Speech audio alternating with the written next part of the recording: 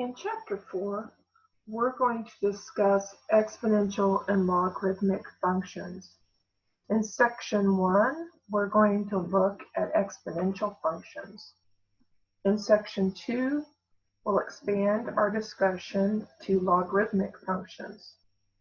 In Section 3, we're going to concentrate on logarithmic functions and look at some properties that are unique to logarithmic functions.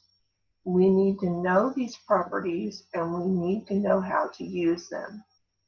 In Section 4, we'll solve exponential and logarithmic equations. And in Section 5, we'll look at exponential growth and decay, and we'll look at modeling some data. In Section 4.1, exponential functions, we're going to evaluate exponential functions. We're going to graph exponential functions. We're going to evaluate functions with a base of e, and then we're going to use the compound interest formulas. Okay, so what would you rather have? If I were to ask you, I'm going to give you $5,000 right now, this second, or would you rather have $10 and let that amount double every day for 10 days? What option would you choose? Well, let's take a look at what happens if we let our $10 double every day for 10 days. And you can see rather quickly that that would be the better choice. So let's call the day that you get the $10 day 0. Day 0, you have $10. After one day, on day 1, you double that amount to $20. Day 2, it's 40. Day 3, it's 80. Day 4, 160, until you get to day 10. On day 10, you're doubling the previous day's amount, which is $5,120. And you're going to double that to $10,240. So it's pretty apparent pretty quickly that the better choice is to take the $10 and let it double every day for 10 days. This is an example of exponential growth. It starts off rather small, 10 to 20, 20 to 40, not so much. But then toward the end, when you're doubling, it increases substantially. Let's see if we can write these values in terms of exponents. Now we're going to start with $10, so we're going to write each one of these amounts in terms of a product of some number times 10. So $10 we could write as 10 times 1. And we could write 20 as 10 times 2. And we could write 40 as 10 times 4, etc. So now let's write these in terms of 2 being raised to an exponent. So the first amount, 10 times 1, we could actually write that as 10 times 2 to the 0 power, because 2 to the 0 power is the number 1. The next amount, 10 times 2, we could write as 10 times 2 to the first power. 2 to the first power is 2. The next amount, $40, 10 times 4, we could write as 10 times 2 squared. 2 squared is 4, etc. So each one of these amounts we could write using exponents as follows. $10 is 10 times 2 to the 0 power. $20 is 10 times 2 to the first power.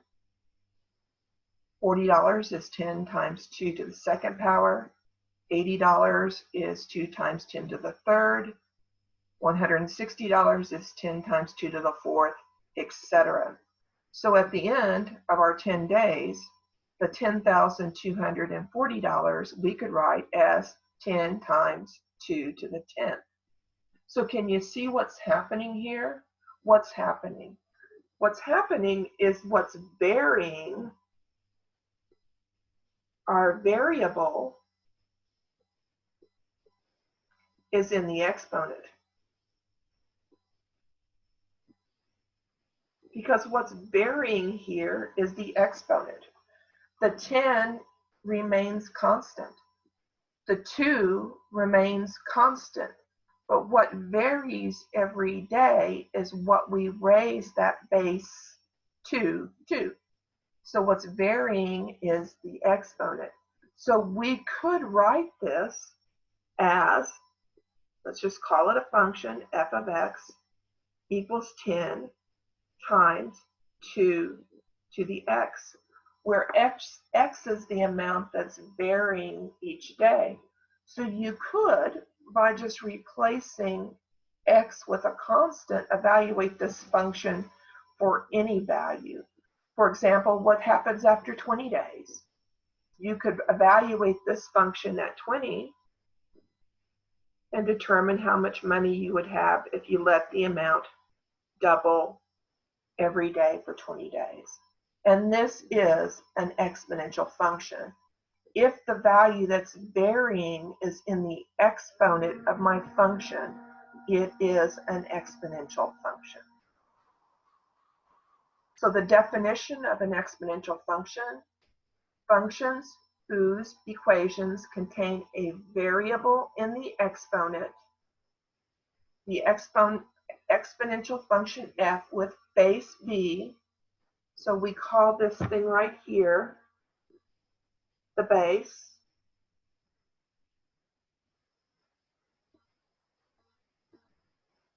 Is defined by f of x equals b to the x, or f of x and y are exactly the same thing, y equals b to the x, where b, the base, is a positive constant other than 1. So b, the base, has to be greater than 0 and not equal to 1, and x is any real number. Okay, so why can't the base be a negative number or the number 1? Well, what if we let b equal negative 1? So what if the base was a negative number?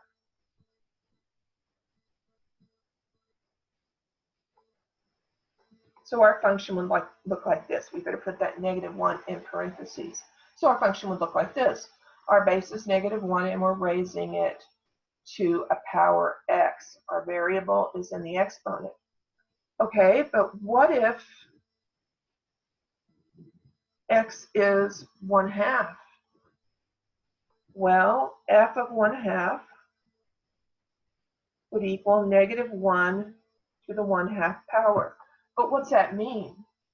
The 1/2 power means the square root. That's by definition. Any number raised to the 1 over whatever power is the root, the b root of a. And since that means I'm taking the square root, that would be the square root of negative 1. Well, what's the square root of negative 1? The square root of negative 1 is the imaginary unit I. And that's not a real number. So if I let the base be a negative value, I would actually have to restrict the domain of my exponential function. I'd have to restrict it so that I couldn't have a base with a power that had a denominator that was even, because I couldn't take the even root of a negative. And I don't want to do that. I want to let the domain of the exponential function be the set of all real numbers. So I'm going to restrict the base, not the domain. I'm going to restrict the base to be positive numbers other than 1. So why can't it be 1? Well, if I let the base be the number 1, well, that's just 1. Because if I raise 1 to any power at all, I get 1. So that's just a constant function. So we're going to define, I can't talk. We're going to define the exponential function such that the base must be a positive number and it cannot equal the number 1. All right, so here are some examples of exponential functions. The top row are all exponential functions. The bottom row are not. So the top row, we have f of x equals 2 to the x. This function does satisfy the criteria of the definition of an exponential function. Its base is the number 2, which is positive and not equal to 1, and it has a variable in its exponent. The second function, g of x equals 10 to the x, also satisfies the criteria for it to be an exponential function. Its base is 10, and it has a variable in its exponent. The third function, h of x equals 3 to the x plus 1, is exponential. Its base is a positive number other than 1, and it does have a variable in its exponent. The last function, f of x equals 1/2 to the x minus 1, and you notice we have the 1/2 in parentheses because that is what we're raising to that power. The base there is 1/2, and it does have a variable x in its exponent, so it is an exponential function. The bottom row, none of these are exponential functions. The first function, f of x equals x squared, it does not have a variable in its exponent, so it is not an exponential function. As a matter of fact, that's our standard quadratic function. G of x equals 1 to the x is not an exponential function. We just discussed that the base of an exponential function cannot be the number 1. That ends up just being the constant function g of x equals 1. H of x equals -1 raised to the x. We also just discussed that. We're not going to let the base of our exponential function be a negative number because then we would have to restrict the domain, and we don't want to do that. So the base must be positive. The last function you might think is an exponential function because it does have an x in the exponent, but it's not an exponential function because the base cannot contain a variable. So the base has to be a constant number greater than 0 and not equal to 1.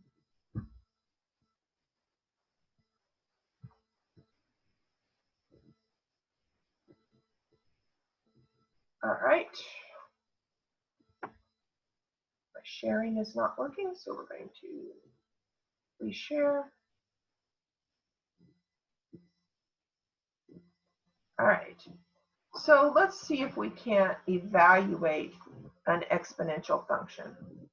The exponential function f of x equals 42.2 times 1.56 raised to the x power models the average amount spent, f of x, in dollars at a shopping mall after x hours. So what's varying is x, the number of hours you stay in the mall. What is the average amount spent to the nearest dollar after 3 hours at the shopping mall? All right, so we need to evaluate this function at 3. So our function is f of x equals 42.2 times 1.56 to the x. And we're going to evaluate this at 3.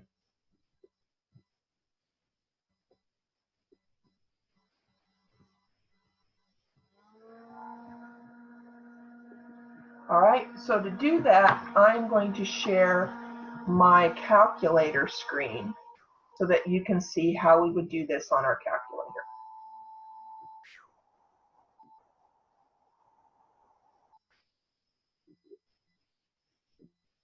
All right, so what I wanted to do is I wanted to evaluate that function at 3. So I wanted to take 42.2 and multiply that by 1.56 to the third power. So I'm going to input 42.2, and I'm going to multiply that by 1.56, and I'm going to use my caret symbol right here underneath the clear, right above the divide and below the clear.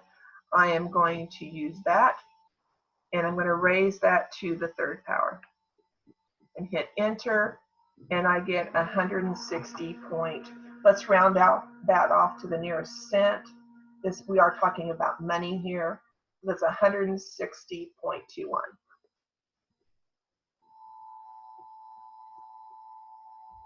All right, so let me go back to my PowerPoint.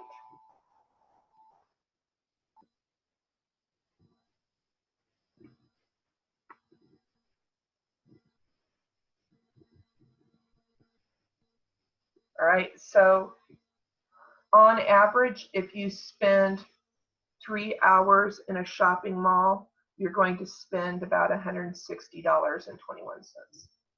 So it's kind of interesting that shopping, the amount you spend, is exponential. So the longer you spend, the more money you spend, and it increases exponentially. That's kind of disturbing, isn't it? All right, now let's see if we can graph one of these. And if we can graph one, then we can graph all of them. So let's graph f of x equals 3 to the x. And this will give us some idea of the shape of an exponential function, and then it'll lead us to a general definition of the graph of an exponential function. All right, so let's plot points. That's the fundamental way that we have of graphing things in the coordinate plane. We pick an x and we find f of x. That's how we've been doing this since chapter 1. Pick an x, evaluate the function, find the y, plot the point. So the points I'm going to pick are -2 for x, -1 for x, 0, and 1. Now let's evaluate the function so that we can find the f, the function value, the y value.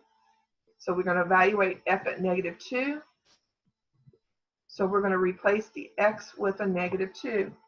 And from our laws of exponents, 3 to the -2 is equal to the reciprocal of 3 squared.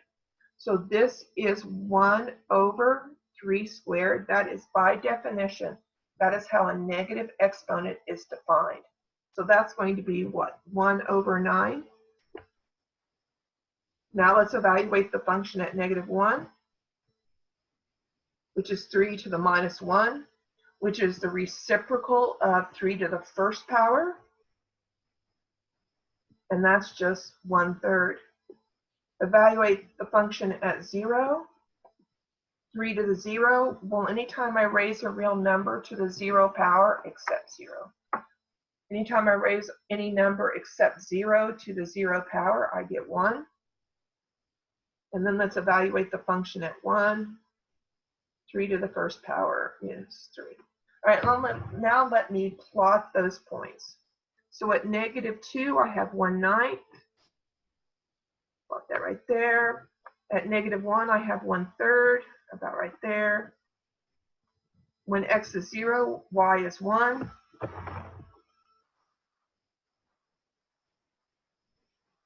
When x is 1, y is 3.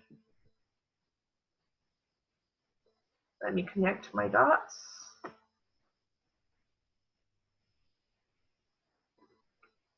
And that is the standard shape of an exponential function. It starts off increasing kind of slow, and then suddenly it takes off very quickly. So here's a prettier graph than the one I did in your slides, so you can see what this exponential function looks like. All right, now let's graph f of x equals 1/3 to the x. Can you see what we did here? In the original function we graphed 3 to the x.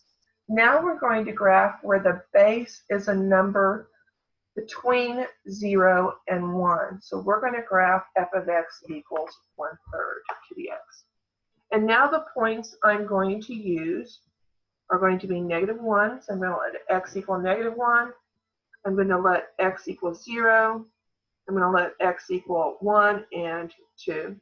So now I'm going to evaluate the function. F of -1 is 1/3 to the -1. And by definition of negative exponents from the laws of exponents, that means to take the reciprocal of 1/3. When you raise something to a negative power, it means to take the reciprocal and then raise that to that power. So 1/3 to the -1 means take the reciprocal of 1/3. So that would be 3. F of 0, whenever I raise a real number except 0 to 0 power, I get 1. F of 1 would be 1/3 to the first power, which is 1/3. And f of 2 would be 1/3 to the second power, which means I'm going to square 1/3. 1/3 times 1/3 would be 1/9. All right, now let's graph those. So I have -1, 3, 0, 1, 1, 1/3, and 2, 1/9.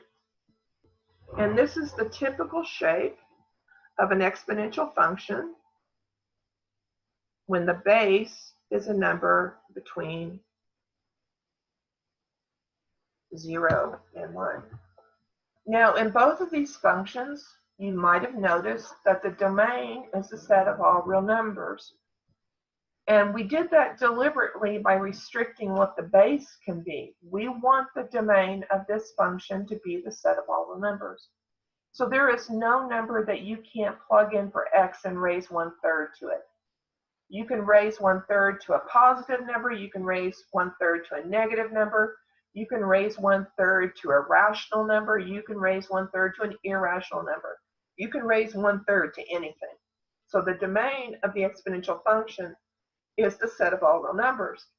However, what about the range? In both of these graphs, you can see that the graph appears to be approaching the x-axis, but it doesn't seem to be touching it or crossing it. And that's true. In both of these functions, there is no value that you can replace x with and get y to be 0. There's no number that I can raise 1/3 to and get the value 0. So the x-axis is a horizontal asymptote. Now, the other thing you might have noticed is that when I evaluated the function at 0, I got 1.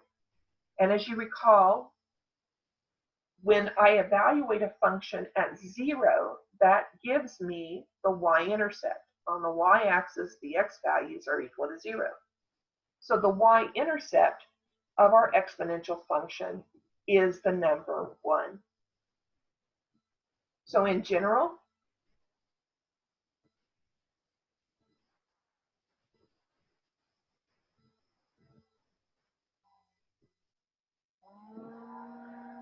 the domain of the exponential function f of x equals b to the x consists of all real numbers. The range of this function is the set of positive real numbers. There is no value we can replace x with and get 0, so the range goes from 0 to infinity.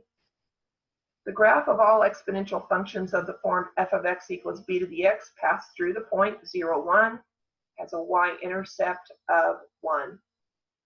There is no x-intercept. If b is a number greater than 1, b of x has a graph that goes up and to the right. It's an increasing function. The greater the value of the base b, the steeper the increase. If b is between 0 and 1, f of x equals b to the x has a graph that goes down and to the right and is a decreasing function. The smaller the value of b, then the steeper the decrease. f of x equals b to the x is a one-to-one function and has an inverse that's a function. What does one-to-one mean? Well, it's probably easier to see what one-to-one isn't. And the standard quadratic function is not one-to-one. And it's not one-to-one because I can get the same y value from two different x's. And that is not one-to-one. A one-to-one function, you will get only one y value no matter what the x is. You do not get the same y for any given x's. All right, so the last thing, the graph of f of x equals b to the x approaches but does not touch the x-axis. The x-axis, or y equals 0, is a horizontal asymptote. All right, so the transformations, these are the same transformations we've had all through the semester. If you add a constant to the function, that is a shift up. If you subtract a constant from the function, that's a shift down. If you add a constant to your input x, that's a shift to the left. If you subtract a constant from your input x, that's a shift to the right. If you multiply your function by a negative value, that is a reflection about the x-axis. If you multiply x by a negative number, that's a reflection about the y-axis. If you multiply the function by a constant and that number is greater than 1, that's a vertical stretch. If that constant is between 0 and 1, that's a vertical shrink. If you multiply your constant x by a constant and that constant is greater than 1, that's a horizontal shrink. And if you multiply x by a constant and that constant is between 0 and 1, that's a horizontal stretch. All right, so we can use this information to graph any exponential function.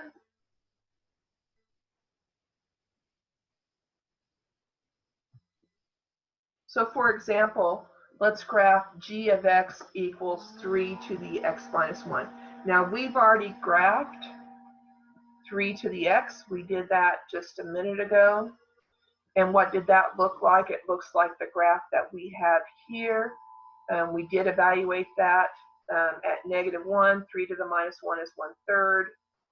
We evaluated that at 0. 3 to the 0 is 1. And we evaluated that at 1. 3 to the first power is 3. So this is the graph of 3 to the x.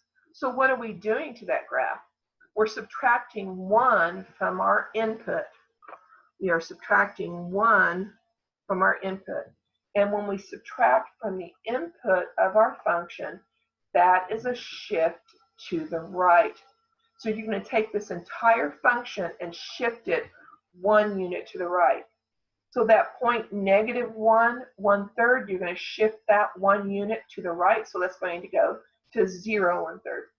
You're going to take that point 0, 1 and you're going to shift it to the right. So that's going to go to 1, 1. You're going to take that point 1, 3 and shift it to the right. That's going to go to 2, 3. So every horizontal point gets shifted to the right 1 unit.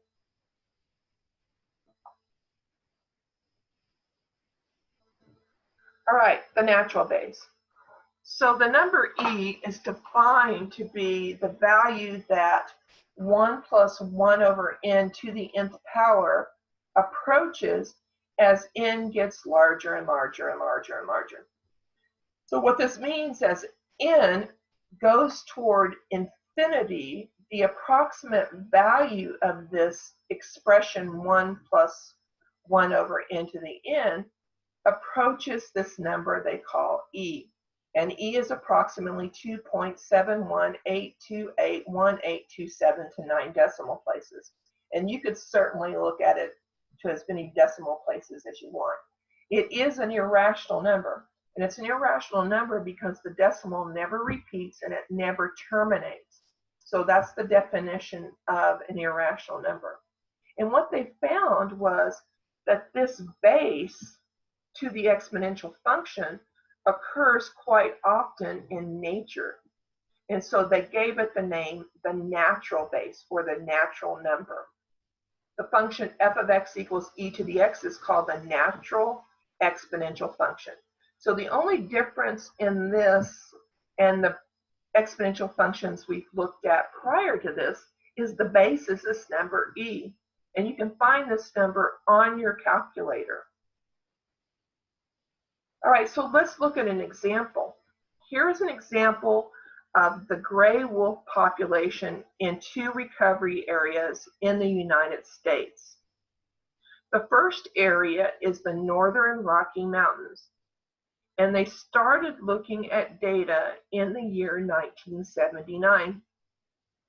And they've monitored the population of gray wolves since 1979. And our particular data set ends in 2014. And it does look to me, I don't know about you, but it looks like this growth is exponential. It looks like it's following that standard kind of look of an exponential function. The other area that they looked at was the Western Great Lakes region.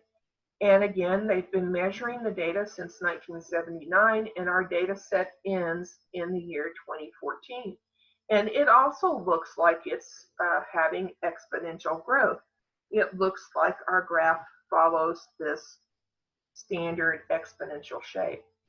So if I'm a data collector, I can actually take my data and input my data into a graphing calculator or some other Excel, anything that can model my data for me, and I can get an exponential model that fits this data. So the exponential model we have models the gray wolf population of the Western Great Lakes. So we have f of x equals 1,145 times the number e raised to the 0.0325 x power. This models the gray wolf population of the Western Great Lakes, f of x, x years after the year 1978. So let's project, using this model, what the gray wolf's population in the recovery area is going to be in the year 2017. So x represents the years after 1978.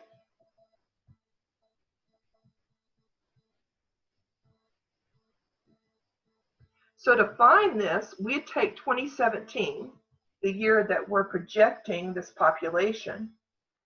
We'll take the 1978 from that, and that is going to give me 39 years. So I'm going to evaluate this function at 39.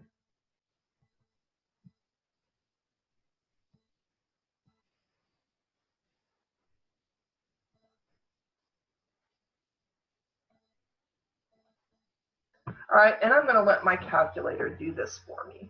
So I'm going to share my calculator.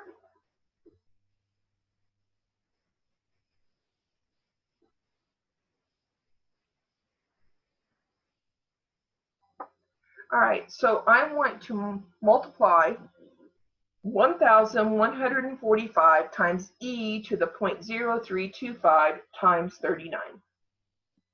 So I'm going to input 1,145. I'm going to multiply that by, and I need to find that base e. So if I look on my calculator's screen here, or on the buttons, I can see right here kind of next to the 4, to the left of the 4, and above this thing, which is LN. That's what that is, LN. Right above that, I have e to the x. So if I use my second key and click the LN, that does give me the base e. And now I can raise that to whatever power I want to raise it to.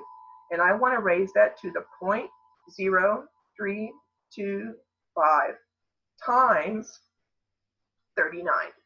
Now, if you have an older model calculator, such as a TI-83, you will have to put this in parentheses. because it doesn't actually give you the exponent. So you'll just take the exponent and put that in parentheses, 0.0325 times 39 in parentheses. Okay, I'm going to hit my enter key, and I get 4,066.9. And I don't normally count living creatures and portions of living creatures, so I would round this off to the nearest ones unit. So I'd round this off to 4,067. Right, so let me share my PowerPoint again.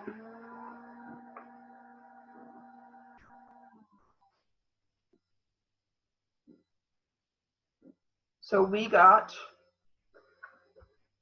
4,067 approximately.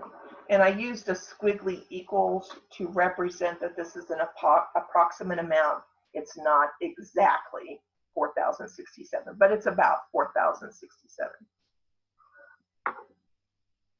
All right, so our last topic in this section is interest, and we're going to look at compound interest. Interest is money paid for the use of money.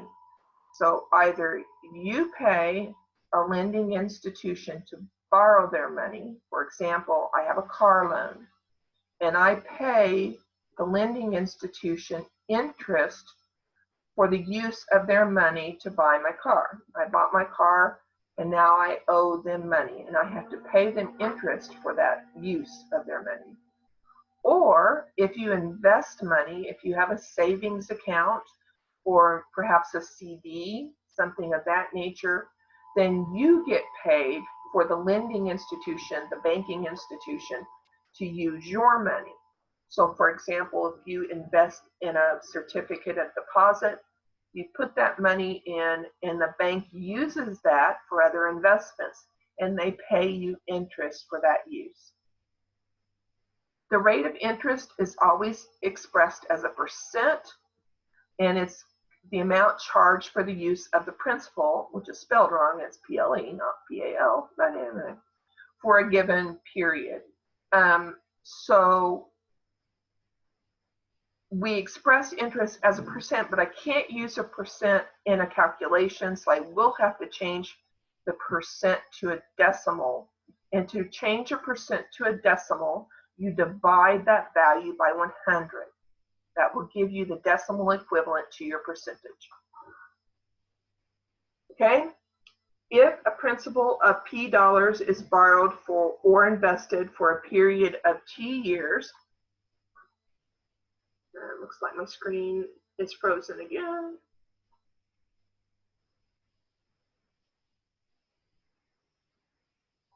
Fix that. All right, so if a principal of P dollars is borrowed or invested for a period of T years at an annual interest rate R, expressed as a decimal, again, you can't use a percent in a mathematical calculation. You have to change it to a decimal. And again, you do that by dividing by the number 100. The interest I charged or accumulated is the principal times the interest rate times the time in years. Okay, what's compound interest? Well, compound interest is when the interest due at the end of a payment period is added to the principal so that the interest compounded at the end of the next period is based on that new principal. So the old principal plus whatever interest you owe equals the new principal, and then you start paying interest on that new principal. That's compound interest. Or if you invest in an account that compounds interest, you invest that money at the beginning of the time period, you earn interest. The new principal is that old principal plus whatever interest you've earned, and you start accruing interest on that new amount. That's compound interest. The formulas for compound interest are as follows. After T years, the balance A, that's the amount you accrue, in an account with principal P And annual interest rate R in decimal form is given by the following formulas. For n compounding periods per year, the amount you accumulate, A, is equal to the principal you invest or you borrow, times 1 plus the interest rate divided by the number of compounding periods per year, raised to a product of the number of compounding periods times the number of years. Okay, what are compounding periods? If your loan or your investment compounds annually, that's once a year. So N would be 1. If it's semi-annually, that's 2 times a year. So N is 2. Quarterly means 4 times a year. Quarter is 4 parts of a dollar. So quarterly would be 4 times a year. So N would be 4. Monthly, that would be 12 times a year. And then daily, and it depends on what math book you're looking at. Daily could be 365. There are 365 days in a year if it's not a leap year. But most banks use 360. But for our discussion, we're going to use 365.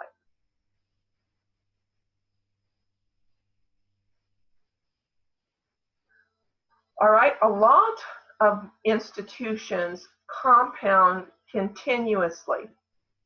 That is not uncommon for a lending institution at all. And when they compound continuously, you can see that whole thing inside parentheses, the 1 plus R over N to the NT, reduces to E to the RT. It's a much simpler formula to use.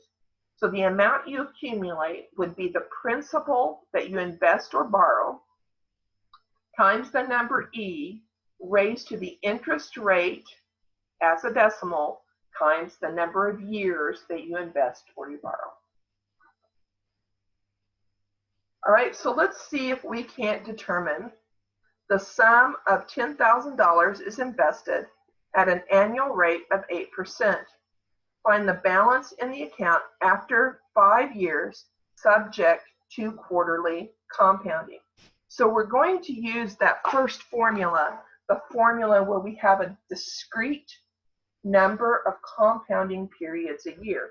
So the formula we're going to use is A equals P times 1 plus R over N to the NT. Now it's a matter of determining what numbers go where. So you need to determine what P is, what R is, what N is, and what T is, and then you're going to plug and chug. So we're going to invest $10,000. So our principal is $10,000. We're going to invest that at a rate of 8%. So R is 8%, but I can't use a percent in a calculation. So I need to divide that 8 by 100, and I get 0.08. So I'm going to use the 0.08 for R in my calculation. All right, what else does it tell me? It tells me that I'm going to invest this for 5 years. So the time is 5. And then what? Subject to quarterly compounding. So for compounding quarterly, that means 4 compounding periods a year. So N is 4. So now that I have all the amounts, I'm going to plug these in, and I'm going to go to my calculator, and I'm going to input this in my calculator and determine what amount I have in the account after 5 years. So I have A equals 10,000 times 1 plus 0.08 divided by 4 to the 4 times 5 power. So that's what I'm going to input into my calculator to determine how much money I have in this account after 5 years. So let me share my calculator.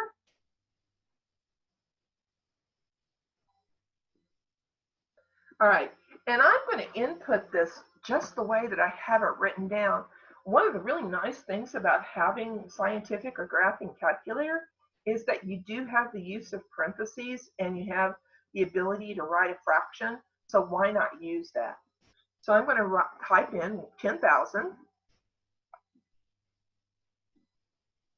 I'm going to open my parentheses and I'm going to put 1 plus. And then I can use my fraction.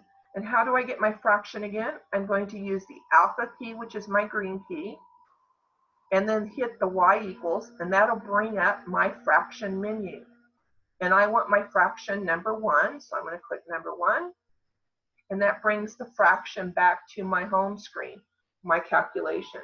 So I have what, 0.08 in the numerator, and in the denominator I had 4. We're going to divide that by 4. Now I need to arrow out of that denominator, so I'm going to use my right arrow. I'm going to close my parentheses and use my caret to raise that to, and what power am I raising that to? 4 times 5.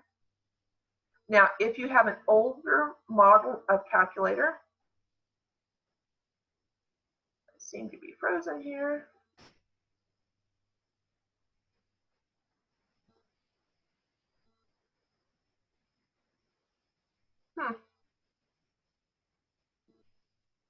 Well, if I were going to finish this, I'd put times 5. For some reason, my calculator has frozen. I'm not quite sure why, but it has. So I'd put times 5.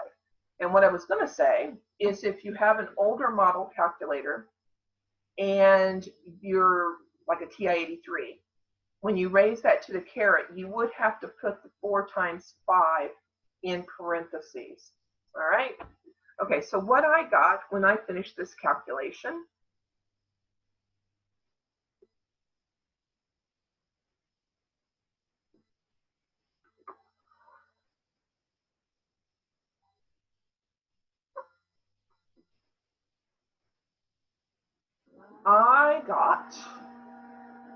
that I have $14,859.47.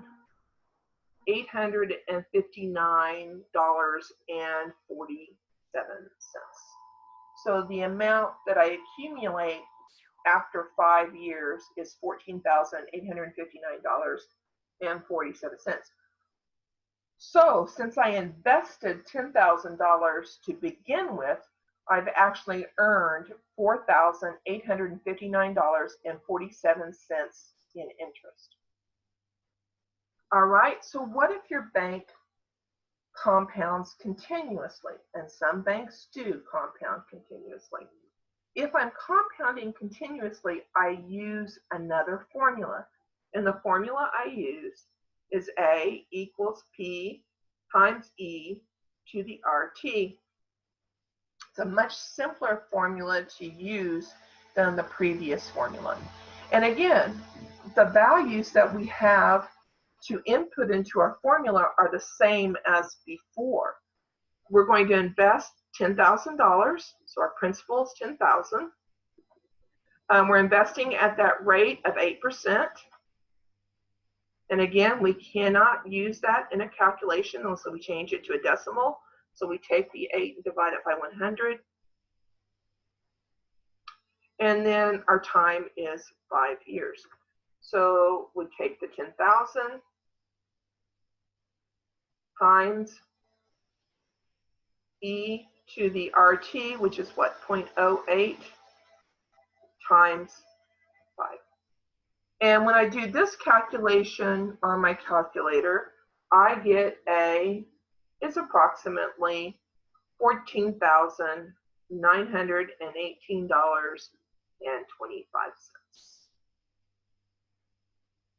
All right, so that concludes our discussion of exponential functions.